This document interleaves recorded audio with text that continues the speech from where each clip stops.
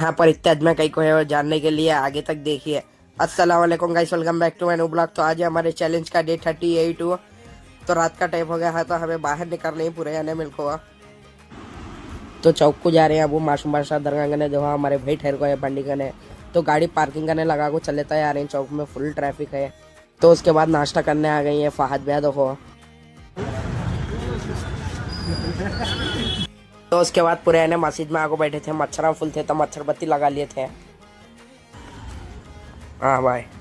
तो उसके बाद चाय पीने का वास्ते मासूम बादशाह दरगाह करने आ गए थे। सो को उठे तो जुम्मा था तो नमाज को आ गए थे मस्जिद में। पूरे आने आगो बैठी देखो।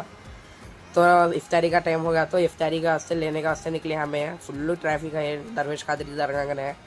तो कारनूल में इफ्तारी के टाइम पर ऐसी ट्रैफिक आती है। यहाँ ऑफर चल रहा था हरीश का। तो पूरे आदमी फुल्लू घेर लिए थे। उसके बाद घर की तरफ वापस निकल गए हमें। आज का ब्लॉग अच्छा लगा तो सब्सक्राइब करो, लाइक करो, शेयर करो, कमेंट करो और बेल आइकन दबाना मत भूलना। अस्सलाम वालेकुम।